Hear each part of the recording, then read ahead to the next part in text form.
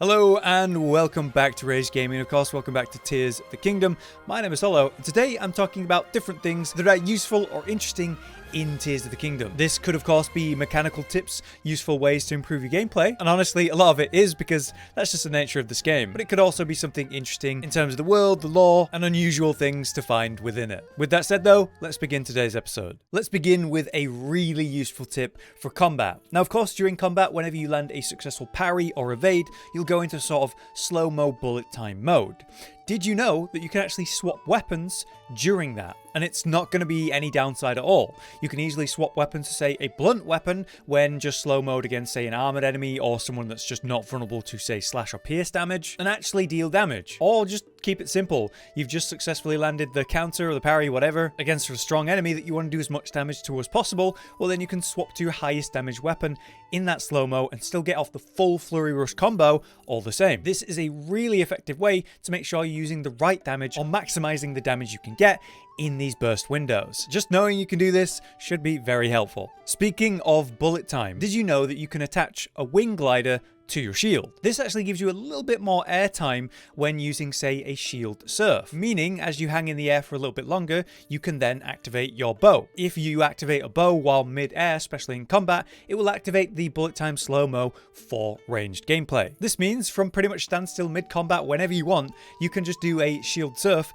and then get a free bullet time ready to go to headshot any enemies. That is obviously really useful for dealing nice damage, but against some of the more resistant, very powerful foes you'll be dealing with as you get to a higher level, it's of course going to be hard CC. As you easily headshot enemies, you knock them to the ground, providing you with a free window to run up and hit them with a hard-hitting weapon, or just manage the situation by knocking down some enemies, finishing off others, and then going back to the ones that have just got back up. Being able to do this whenever you want though, is obviously really helpful, and you can do it from completely flat ground whenever you want, so it's a very reliable technique at that. Next, let's talk about the broken weapons of Tears of the Kingdom. Something that you will experience from the very beginning and throughout the story of this game is all of the broken, rusted weapons. The whole lore aspect of this is that when Ganon was revived and we started the game, suddenly the world experienced some intense gloom, and that corrupted the weapons of the world. That makes finding non-rusted, broken weapons quite difficult for everyone involved. But the original soldiers' weapons that have higher damage, that have proper durability, these still exist, and you can find them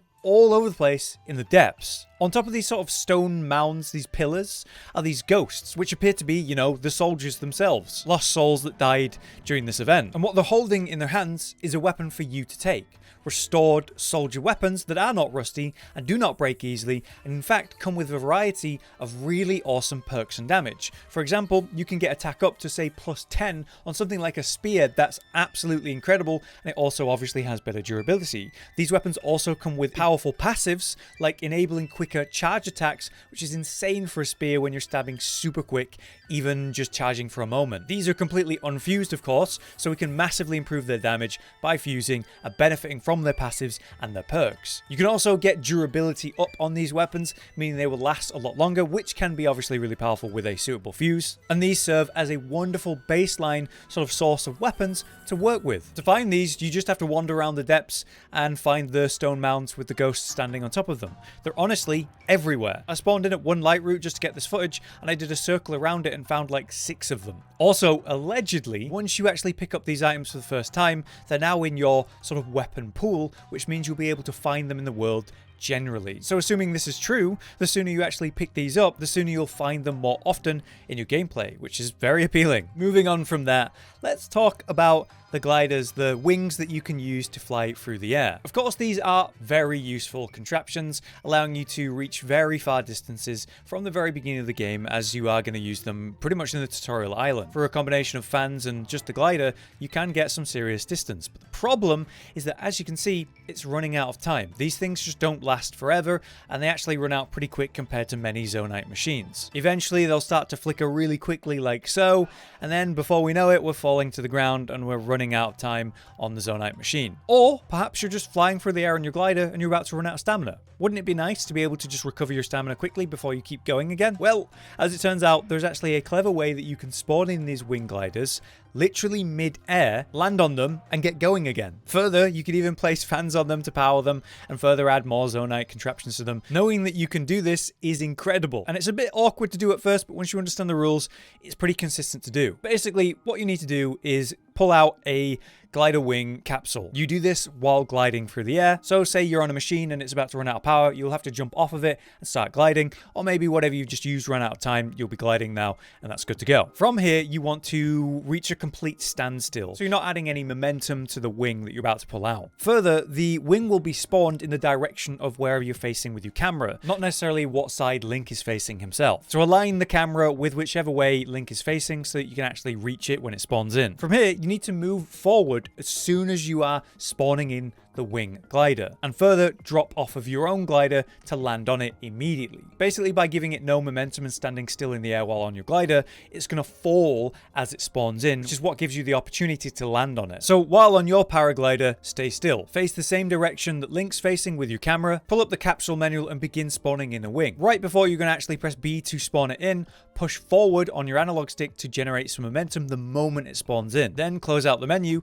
and drop off your glider at the same time. This will cause you to land on the wing that's just spawned, which is falling downwards because you've given it no momentum. And this is something you can consistently do wing to wing to wing to wing as long as you want. This can be incredible for restoring stamina when you're doing a long glide, swapping to a new Zonaite machine perhaps. And like I said, you can attach things to it like spawning and fans or otherwise and get it going as a new Zonaite machine right in the middle of the air. It's a really cool technique, and I'm glad we're able to do this as long as you understand the mechanics of making it not have momentum so you can land on it. Since we were just speaking about capsule-based devices, I want to give you a trick to avoid those. For example, in the case of, say, a spring, which is a really useful single capsule drop for a device, what if you're running low like I am on 3, maybe you don't have any at all, and you really could do with that boost into the air? Well, having one under auto build permanently is a really good idea. As you can see, I have one under my favorites, and this is quite literally just a 6 Zonai spawn in of a spring wherever and whenever I want it, no capsule required, even when I've run out of them. To do this, you just need to get it in your history, and then you can favorite it so that you always have it available whenever you need it. To get something in your history, you need to actually use the hand. So let's take a spring and put it on the ground like normal. That doesn't bring it to my auto build history because it's not been built in any way. What's the cheapest, most cost-effective, reliable way to attach something to this device? Well, honestly, it's usually going to be food. Something cheap and easy to get like wild berries and apples, of which you probably have tons of. They're all over the world. And literally, yeah, picking them up with an Ultra Hand, quickly attaching them so they fuse together. Because that's technically 2 items fused together, it's now a build. So auto build identifies it as an apple and spring, which means I can now favorite it and it'll go into my list, which means I can pull that out and spawn that in whenever I want for 6 Zonai, or of course free if I'm able to find the parts nearby. This gives you a reliable way to basically have those one-use devices that are really useful like springs, or say another example, those floating platforms, which can be really useful in tight traversal areas, or anything that you can think of that would be beneficial to be able to spawn in whenever you need it without actually having it in a capsule. Finally, for our last tip, I want to talk about a combination of Ultra Hand and Recall for some really useful aspects when you're dealing with puzzles, playing in the open world, whatever it is. Basically, the combination of these two things can be really, really powerful and allow you to bypass obstacles that you otherwise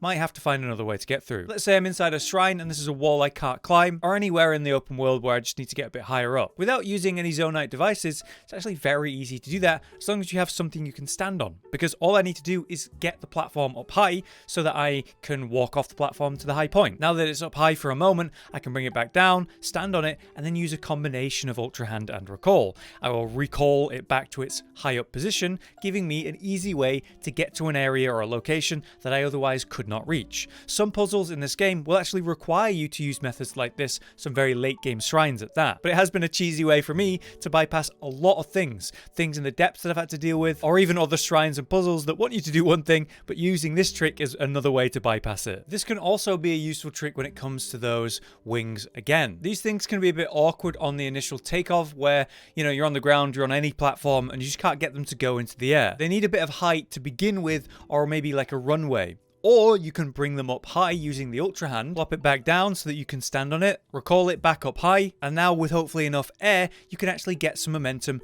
and get flying. Of course, this is just a very low to the ground example. If we had fans, we could get going there. Even from a low point like that, of course, it does work, although there is actually another way and a more effective way to get this to go. Through one item, the Octo Balloon, all you need to do is pop one of those onto any machine, and this will actually raise it up. Although we have a bit of weight because of the fans, this will actually arch us up enough, which will get us into the sky from standstill, literally just on the ground. No runway needed. Now we have the momentum, now we're going, now we're not going to fall straight back down. So there are a couple of different ways you can get things like this to get going, get into the air, and make use of a combination of your Ultra Hand and recall to do things like that. But there you have it. That is the first episode of things you didn't know in Zelda Tears of the Kingdom. I hope these things are useful to you. They certainly were for me as I was learning them as I've been playing the game. If you have any tips of this nature or interesting details that people might not know, then drop it in the comments and we might come back and talk about it in another video. For now then though, I've been Hollow, you've been you, thanks for watching, and we'll see you in the next one.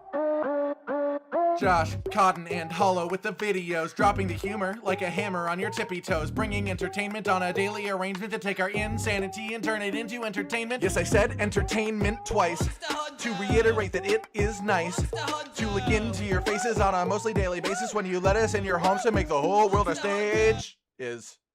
Goodbye.